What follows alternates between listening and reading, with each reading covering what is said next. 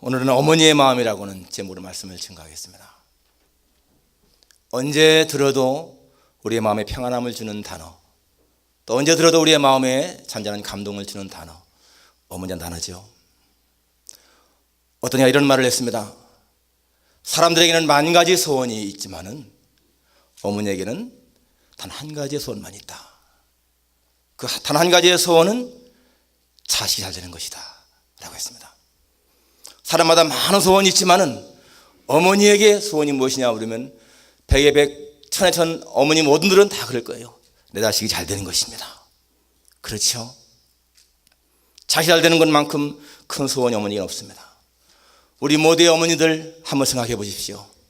그래서 어머니들은 무엇인가 먹을 것이 있으면은 간직해 놓았다가 자식들에게 주는 그 어머니의 손길. 저도 가만히 지나놓고 보면요, 어릴 적에 시골에서 이제 닭이 알을 잡습니까? 그러면 그 따끈따끈한 달걀을 가지고 와서 얘야 이거 먹어라 하시면서 저에게 그걸 주시면 제가 그걸 먹으면요, 그 흐뭇해 하시면서 바라보시는 어머니의 눈길 잊을 수가 없습니다. 어디에 잔치집 갔다 오시면 꼭 먹을 거 싸들고 와서 야 이거 먹어라.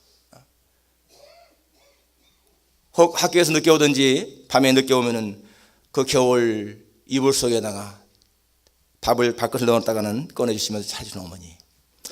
여러분, 이거 어머니의 소원은 그저 자식이 잘 된 것 한 가지예요. 우리 모두의 어머니들은 그랬습니다. 너무나 가난했기 때문에 살기가 힘들었을 때에 자신은 잡수시지 못해도 입지 못해도 어떻게 하든 자식에게는 더 좋은 것 하나라도 먹이시려고 하고 더 좋은 것 입히시려고 하는 어머니의 그 사랑의 마음을 우리는 잊을 수가 없습니다. 어느 신학생 전사님이 그 나병 환자 정착존에 가서 예배를 드렸어요. 그런데 거기에 참 병원도 있는데 그 병원에 중환자실 거기에 이렇게 거동이 좀 덜 불편한 한 집사님이 계셨는데요. 이 집사님이 그 중환자들을 많이 돌보시는 거예요. 믿음이 참 좋은 분이었습니다. 그래서 예배를 끝나고 났는데 그 집사님이 이분에게 그렇게 말씀했습니다. 전사님, 우리 대신에 전도 많이 하세요. 우리 전사님으로서 많이 기도하겠습니다. 그런 말을 한 다음에 이런 고백을 했습니다. 제가 10년 전에 처음 문둥병이라고 하는 이 진단을 받았을 때에 저는 가족도 모르게 집을 나와서 이 정착존에 와 살고 있습니다. 지금도 제 남편과 자식들은 저를 애타게 찾는 거 알고 있습니다. 그렇지만 저는 그들 앞에 나설 수가 없습니다. 엄마가 문둥병이라는 것을 소문에 퍼지게 되면 내 자식들 어떻게 직장 취직되겠으며 어떻게 결혼하겠습니까? 내 가족 보고 싶은 마음이 간절하지만은 그러나 나는 그들 장래 때문에 나설 수가 없습니다. 여러분, 이게요 어머니의 마음인 거예요. 자신은 고통을 당하다 할지라도 자식의 앞날을 망칠 수가 없어서 혼자 그렇게 고통을 당하며 살아가는 어머니의 마음. 여러분, 그것이 바로 어머니의 마음이지요. 오늘 우리는 한 본문에서 한 여인을 봅니다. 자기의 딸이 흉악한 귀신 들려서 이 미친 그런 딸을 둔 그 어머니의 아픈 가슴, 우리는 여기서 어머니의 그 마음을 읽게 되지 않습니까? 이 어머니는 예수님의 소문을 듣고 예수님 앞에 와서 자기 딸 고쳐달라고 좀 사정을 했습니다. 그런데요, 예수님이 평소에는 그렇게 인자하신 분인데 이 본문 마가복음과 마태복음을 비교해서 보면 예수님은 들은 채도 않습니다. 나중에 여인이 막 부르짖어도요 들은 채도 안 해요. 나중에 제자들이 민망해서 얘기하죠. 그제서야 예수님은 자녀의 떡을 취해서 개의 정신 마땅치 않다 이렇게 말씀하시는 거예요. 그런데 그 여인은 그런 가운데서도 주님 앞에 겸손하게 자신을 낮추면서 은혜를 구했습니다.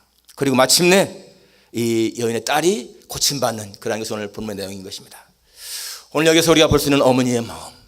여러분, 이 25제 나온 이에 더러운 귀신 들린 어린 딸을 둔 한 여자, 이 여인의 한번 모습 생각해 보십시오. 여러분, 우리들의 내 자녀가, 내 딸이 그렇게 귀신 들었다 생각해 보십시오. 얼마나 가슴 아픈 일입니까? 이 어머니의 소원은요 그냥 다른 것이 아닙니다. 그냥 내 딸이 평범하게 자라서 좋은 남편 만나서 그냥 가정을 이루면 그리고 자녀를 낳아 잘 살면 그것밖에 없잖아요. 그런데 여인에게는 그러한 소원이 지금 안 되는 거예요. 자기 딸이 지금 귀신에 들려가지고서 귀신이 이끄는 대로 그렇게 다니고 있습니다. 얼마나 여인의 마음이 아프겠습니까? 그래서 이 여인은 이제 예수님 앞에 나와서 그렇게 말합니다. 이 마태복음 15장에 보니까요, 이런 말이 나옵니다. 그 여자가 소리 지른다고 했습니다. 다윗의 아들 예수여, 나를 불쌍히 여기소서, 내 딸이 흉악히 귀신 들렸나이다. 이 여인은 예수님 앞에 와서 그렇게 부르짖었어요. 나를 불쌍히 여기십시오. 내 딸이 지금 흉악히 귀신 들렸습니다. 여러분, 이것이 뭡니까? 이것이요, 기도죠, 기도. 그런데 이 여인의 그 외침 보니까 다윗의 자손이요 라고 말합니다. 여기 지금 이 여인은 두로 지방의 여인이라고 그랬어요. 두로 지방은 이스라엘 밖에 이방인입니다. 하나님을 알지 못하는 그런 사람들인 거예요. 그런데 여인은 하나님의 아들로 이렇게 지금 인정하는 거예요. 다윗 자손은 뭡니까? 메시아라는 뜻이거든요. 이스라엘 백성들이 기다리는 그 메시아, 다윗 자손으로 통칭됩니다. 그러니까 이 여인은 비록 이방 여자였지만은 예수님의 소문을 듣고 예수님이 이스라엘의 구원자로 오시는 메시아인 것을 지금 시인하는 거예요. 그러면서 그분에게 내 사정을 고백하면은 내 소원을 이루신다고 하는 확신 때문에 와서 지금 부르짖습니다. 이 뭡니까? 기도죠, 기도. 여러분, 이 자식을 위해서 우리가 해야 할 일이 많이 있지만은 기도만큼 중요한 게 없다는 얘기예요. 지금 이 여인은 자기가 해결할 수 없는 문제 가지고 와서 예수님에게 고백하잖아요. 기도하지 않습니까? 기도가 우리의 자식의 운명을 바꾸는 거 믿으시기를 축원합니다. 그렇기 때문에 부모가 해야 할 가장 중요한 일, 기도인 거예요. 여러분, 로마 제국 시대에 참 자식을 아주 끔찍히 사랑했던 대표적인 두 여자가 나옵니다. 하나는 성 어거스틴의 어머니 모니카고요, 다른 하나는 네로 황제의 어머니 아그리피나라고 하는 여자입니다. 이 모니카는 우리가 아는 것처럼 자식이 방탕했잖아요. 우리가 성 어거스틴 하지만 실상 이 성 어거스틴은 젊을 때 방탕했습니다. 17살 먹었을 때에 이미 한 여자와 같이 동거를 하면서 14년 동안을 동거하며 살았어요. 그리고 아들까지 낳았죠. 그 아들은 나중에 죽었지만은, 그리고 만유기에 빠져서 이단인 만유기에 빠져서 아주 어머니의 마음을 속상했던 사람이에요. 이 모니카는 정말 마음이 슬픈 여자였습니다. 자식이 그렇게 속을 썩이죠. 남편도 마찬가지로 방탕하고 그냥 폭행하고 그런 남편이었죠. 더군다나 시어머니까지 자기를 막 모질게 이렇게 구박하는 그런 시어머니였어요. 그런데 이 모니카는 끊임없이 기도하잖아요. 하나님 앞에 눈물로 기도합니다. 나중에 그 밀라노의 주교 암브로스를 만났을 적에 그 암브로스 한 말이 무슨 말이었습니까? 눈물 자식은 절대로 망하지 않는다. 그 말을 붙들고 기도한 거예요. 눈물 자식은 망하지 않는다. 그 말을 붙들고 이 모니카는요, 오랜 세월 동안 기도합니다. 나중에 마침내 이 어거스틴이 암브로스를 만나게 되고 거기에서 지적인 회심을 하게 되고 나중에 또 영적으로 회심을 해서 기독교 역사에 바울 이후로 가장 위대한 신학자가 되지 않습니까? 성 어거스틴. 바로 어머니의 기도 때문에. 그렇죠. 그리고 이 모니카는 자기 남편도 나중에 회개하고 돌아오고요, 자기 시어머니도 마음이 변하고 정말 기도로 가정이 변했어요. 그런데 여러분, 이 네로의 어머니 아그리피나라고 하는 여자, 끔찍히 자식을 사랑한 사람입니다. 그런데 이 아그리피나의 사랑은 잘못된 사랑이었어요. 실상 여러분, 네로 폭군이라고 하지만은 이 폭군을 만든 것이 어머니예요. 이 네로는 왕이 될 사람이 아니었거든요. 근데 이 아그리피나는 그 로마의 초대 황제였던 아구스투스의 증손녀였는데 결혼 한번 했다가 네로를 낳았어요. 딴 남자하고 결혼했다가 두 번째 남편이 세상을 떠났습니다. 그리고 과부로 지냈는데 그때 이 아그리피나는 로마의 세 번째 황제였던 칼리큘라 황제의 누이 동생이었습니다. 그런데 칼리큘라가 아주 악한 자였기 때문에 나중에 살해당하게 죽죠. 네 번째 클라우디우스 황제가 즉위했는데 이 클라우디우스는 사실상 이 칼리큘라와 아그리피나의 삼촌입니다. 삼촌. 자기 아버지의 동생인 거예요. 그래서 54세의 왕이 되는데 이 클라우디우스의 세 번째 아내 멜리사가 죽었는데 이 아그리피나가 자기가 황후가 되려고 계략을 꾸밉니다. 얼마나 간견 여자인지. 그래서 마침내 자기 삼촌과 결혼을 하는 거예요. 자기 삼촌의 네 번째 아내가 되죠. 나이 차이도 많이 나는데. 그리고는 네로를 자기 의붓아들 데리고 들어갑니다. 그랬으면 만족해야 되는데 자기의 아들을 황제를 삼으려고 계략을 또 꾸미는 거예요. 거기에 있는 왕의 하여튼 궁궐에 있는 사람들 다 포섭해가지고 그래서 클라우디우스 황제도 아들이 있는데도 그 아들을 제쳐놓고 자기의 아들을 양자로 삼게 하고, 그리고는 더 기다리지 않고는 자기 남편을 독살해요. 얼마나 악한 여자예요. 자기 남편을 독살, 이 버섯 요리에 독약을 넣어서 죽게 합니다. 그리고는 자기의 아들을 왕을 세웠어요. 그것은요, 진정한 사랑이 아니죠. 그건 집착. 그리고 이 여자는 자기 아들을 위한 것이 아니라 자기의 야망을 위한 거였어요. 야망. 여러분, 나중에 이 성 어거스틴은 자기 어머니에 대한 그 기억을 참여력에 많이 기록하죠. 자기 어머니는 어둠 속 나를 건졌습니다. 다른 어머니들이 죽은 자식을 위해 우는 것보다 내 어머니는 살아있는 나를 위해 더 많이 울었습니다. 그런 어머니의 눈물의 기도를 하나님 들으셨습니다. 그런 고백을 쭉 하는데 나중에 이 아그리파가 어떻게 된지 아세요? 자기의 그 아들을 그렇게 왕에 세웠는데 17살 먹은 이 네로가 왕이 됐는데 자기 마음대로 안 되거든요. 이 어머니가 자기 마음대로 정치하려고 했는데, 그러니까 이 네로가 똑똑합니다. 굉장히 처음에 선정을 정치 잘했잖아요. 세네카가 스승이었고, 또 브루스라고 하는 아주 유능한 또 이 참모가 있어가지고, 그런데 이 또 네로가 아내가 있는데도 불구하고 이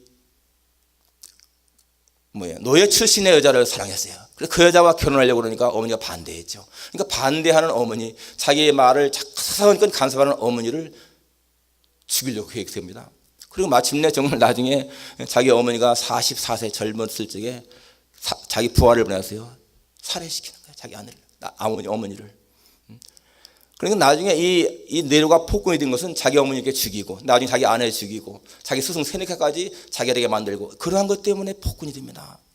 정말 이 네로는요, 자기 어머니 아니었으면 평범하게 살 사람인 거예요. 그러니까 자기 야망 때문에 그렇게 아들까지 망치고, 로마 역사에 참 율리우스 카이사르의 그 대를 끊게 하는 5대까지가 끊어버리고, 그 다음 6대부터는 이제 갈바라고 하는 다른 왕이 되잖아요. 다른 황제가. 그렇게 이 네로의 어머니는 아주 악한 여자였습니다.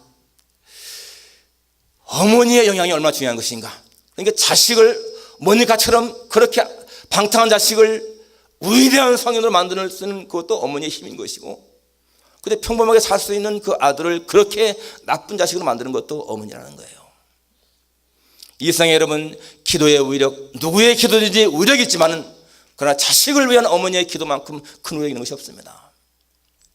여러분, 이렇게 자식을 위한 어머니의 기도가 중요하다면 우리가 어떻게 할 것인가? 정말 우리는 자식을 위해서 기도해야 되는 것이죠. 그 어떤 일보다도 여러분, 이 자식을 위한 기도만큼 중요한 것이 없다는 거예요. 그런데 여러분, 이 사실을 누가 제일 빨리 압니까? 사탄이 알고 있는 거예요. 사탄이. 그래서 사탄은 할 수만 있으면 사람들로 하여금 기도를 못하게 합니다. 여러분, 자식을 위해서 정말로 눈물 흘리며 몸부림치며 기도하고 있습니까? 그렇게 해야 한다는 얘기예요. 만일에 자식이 아직도 예수님 바르게 알지 못한다면은, 여러분, 부모는요 정말 그 자식을 위해서 눈물로 기도해야 돼요. 설령 여러분의 자녀가 지금 믿음 생활 잘 못한다 하더라도요, 낙심해서는 안 됩니다. 실망하면 안 됩니다. 왜? 아까 말한 것처럼 눈물의 자식은 결코 망하지 않는 것처럼, 부모가 자식을 위해서 눈물로 기도할 때 여러분, 그 자식은요 언젠가는 반드시 돌아오게 되어 있는 거예요. 그게 하나님의 약속이에요. 끈질긴 기도, 하나님은 그 기도를 기다리십니다. 혹 여러분의 자녀가 아직 신앙생활 잘못한다라고 한다면은 여러분 정말로 기도한다는 거예요. 이 여인 지금 예수님 앞에 와서 그렇게 간구할 때 예수님이 자녀의 떡을 취해서 개에게 주는 것이 마땅치 않다. 여러분, 이게 얼마나 모욕적인 말입니까? 그런데 여인은 그 말을 그대로 받아들이죠. 주여, 옳습니다. 그렇습니다. 나는 개 같은 존재입니다. 그렇지만은 개들도 제 주인 상에 떨어지는 부스를 먹습니다. 개들도 아이들이 먹던 부스러기 먹습니다. 나는 상 위의 떡은 감히 생각하지 않습니다. 그저 상 아래 떨어지는 부스러기만이라도 주십시오. 그런 고백이에요. 여러분, 예수님이 이 여인을 진짜 모욕하기 위해서 그런 말을 했을까요? 성경을 가만히 보면요, 이 24절에 예수님이 지금 24절에 보니까 예수께서 일어나서 거기를 떠나 두로 지방으로 가서 한 집에 들어가시니, 이렇게 나오죠. 그 다음에 이 사건이 있은 다음에 31절 보세요. 예수께서 다시 두로 지방에서 나와 시돈을 지나고, 이렇게 나옵니다. 24절에 예수님이 두로에 들어가셨다는 말이 나오고 31절에 예수님이 두로에서 나오셨다는 말이 나오죠. 그러면 예수님이 두로에 가셔서 하신 일이 뭐예요? 이 여인의 딸 하나 고친 것밖에 없어요. 다른 게 아무것도 없습니다. 예수님이 두로 지방에 가실 적에는 분명한 목적 때문에 가신 거예요. 그냥 우연한 발걸음이 아니고 예수님은 이미 이 여인의 딸의 병을 고치기 위한 목적까지 가신 겁니다. 그 성경에 다른 얘기 없잖아요. 그 얘기만 딱 나오지 않습니까? 그러니까 예수님은 이미 여인을 알고 계셨던 거예요. 그 여인의 딸이 병든 거 알고 계셨습니다. 예수님은요, 그 여인의 딸을 고칠 목적을 하신 거예요. 그러면 예수님은 거기에 가셔서 그냥 여인한테 야, 내 딸이 나왔다, 가라, 이렇게 해도 되는 거예요. 그냥 여인이 와서 예수님, 나를 좀 불쌍히 여주십시오, 내 딸이 귀신 들렸습니다 라고 할 적에 그래 알았다, 가거라 해도 되는 거예요. 그런데 예수님은 거기에서 자녀의 떡을 취해서 개의 정신과 땅치 않다, 아주 정말 여인에게 모욕적인 말을 하지 않습니까? 왜 그랬을까요? 예수님은 그 여인의 믿음을요, 사람들 앞에 드러내고 싶었던 거예요. 우리가 그 12의 혈중 같은 여인 얘기 나오지 않습니까? 그 여인이 뒤에 와서 내가 예수님의 옷에 손만 대도 낫겠다라고 할 적에 예수님은 그 여인을 일부 찾습니다. 누가 내 손을 댔느냐? 제 아들이 사람들이 밀쳐서 그런데 왜 예수님 그런 말씀 하십니까? 라고 할 적에 예수님은 끝까지 여인을 찾잖아요. 그 여인이 나중에 두려워서 고백하니까 뭐라고 합니까? 딸아, 내 믿음 너를 구원했다, 평안히 가라. 역시 마찬가지로 그 여인의 믿음을 드러내기 위한 것입니다. 여기도 마찬가지인 거예요. 지금 예수님은 이 여인의 아름다운 믿음을 제 아들한테, 주위 사람들한테 보이고 싶으신 거예요. 예수님은요, 믿음 있는 사람 볼 때 가장 기뻐하십니다. 믿음 있는 사람 보면 가장 기뻐하시는 예수님이신 거예요. 그러니까 지금 이 예수님은 이 여인의 자녀를 향한 그 뜨거운 사랑, 그 마음을요, 사람들한테 보이고 싶었던 거예요. 이러한 믿음. 그러니까 마태복음에 뭐라고 나옵니까? 여자야, 네 믿음이 크다, 네 소원대로 되리라. 그렇지 않습니까? 큰 믿음이라고 그 여인의 믿음을 인정해 주지 않습니까?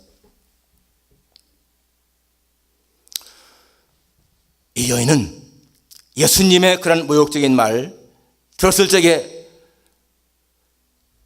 자식에 대한 사랑이 없으면요, 그러한 모욕적인 말 듣고 그냥 말 사람이 없을 겁니다. 아무리 비천한 사람이라 할지라도 자존심이 있잖아요. 자기를 개 취급하는데 어떻게 가만히 있겠어요? 그런데 이 여인의 믿음은 자기 부정을 나타났습니다. 자기 부정. 예수님 말씀에 아무리 날 따라오거든 자기를 부인하고 자기 십자가를 지고 그 말씀 하지 않습니까? 자기를 부정하는 거예요. 자기를 부인하는 거예요. 여러분, 이것이요 가장 큰 믿음인 거예요. 우리가 왜 믿음이 약한가? 사람들 날 조금만 무시하게 되면요, 우리는 절대 못 참습니다. 자기를 부정하지 못하는 거예요. 그러나 성경은 뭐라고 합니까? 자기를 낮추는 자가 높아진다지 않습니까? 근데 우리는 낮추지를 못하잖아요. 어떻게 하든지 남보다 더 높게 되기를 바라고 있습니다. 근데 여인은 자기를 부정합니다. 하나님, 주여, 옳습니다. 나는 개 같은 존재입니다. 나는 정말 그 이스라엘 축복 밖에 있는 그런 이방인입니다. 나는 그런 이스라엘 사람들이 받는 그런 복을 받을 자격이 없습니다. 그렇기 때문에 나는 그저 하나님의 그 은혜의 부스러기만 원합니다. 그런 부스러기만 주어도요, 내 딸 나을 것입니다. 그런 믿음이잖아요. 상우의 떡이 아니라 상에 떨어지는 부스러기 그 같은 그런 은혜만 받아도 내 딸 낳습니다. 하나님, 그저 하나님 앞에서 자기는요, 아무것도 아니더라도 나는 모욕을 당하고 책임을 당한다 할지라도 내 딸만 낳는다면 주님 그만입니다. 그런 이 믿음인 거예요. 여러분, 한 여인으로서의 어머니는 그저 약하고 그저 울고 우는 평범한 그런 존재입니다. 그렇지만요, 아들에 대한 그런 사랑의 그 어머니는요, 절대로 평범하지 않습니다. 자식을 위한 어머니의 마음은 이 세상 무엇으로도 바꿀 수가 없는 거예요. 죽음까지도 바꿀 수가 없는 거예요. 평범한 여자지만은, 약한 여자지만은 자식을 향한 어머니의 마음은 강한 거예요. 그렇기 때문에 이 여인은 자식을 위해서 모든 걸 다 포기하고라도 자식의 병 때문에 병을 고치기 위해서 그렇게 주님 앞에 나오지 않습니까? 위대한 인물 배우에는요, 위대한 어머니가 있기 마련인 것이고, 그 위대한 어머니 배우에는요, 위대한 신앙이 있습니다. 우리 모두 우리를 길러준 어머니의 그 은혜 기억하잖아요. 그 어머니의 마음 생각하잖아요. 정말 어머니의 모습만 생각해도 눈시울이 뜨거워지고 가슴에 뭉클함이 있지 않습니까? 바로 그것을 우리는 이제 자녀들에게 전해줄 것이죠. 우리가 어머니 되고 아버지 되어서 이제는 우리가 부모로서 자식들에게 그 사랑을 베풀 때 아니겠습니까? 자식들에게 해줄 가장 중요한 것이 뭐예요? 신앙교육이죠. 하나님 앞에서 그 아이들이 잘 자라는 것. 여러분, 자식이 잘 되기 바라는 부모의 심정 다 있지만은, 그러나 어떻게 하는 것이 정말로 자식이 잘 되는 것인가 하는 것은요, 많은 사람이 다릅니다. 그러나 여러분, 하나님을 떠나서는요, 자식에게 진정한 행복이 없다는 것 기억해야 돼요. 그래서 자식을 향해서 가장 중요한 교육이 무엇입니까? 신앙교육이죠. 우리는 정말 자식들 앞에서 신앙의 본을 보여야 돼요. 우리의 삶을, 행동을, 말을 통해서 자식들로 하여금 우리 아버지, 우리 어머니는 정말 훌륭한 신앙인이었다. 어거스틴처럼 그렇게 어머니를 존경하는 뜨거운 마음을 갖도록, 그렇게 아버지를 존경하는 마음 갖도록 여러분, 우리는 그러한 삶을 살 수 있겠습니까? 오늘 이 자기 딸을 위해서, 딸의 병고침을 위해서 자신의 모든 걸 다 내려놓은 여인처럼 그렇게 우리도 자녀를 위해서 우리의 모든 걸 포기할 수 있는 그러한 믿음이 있기를 주님의 이름으로 축원합니다. 기도하겠습니다.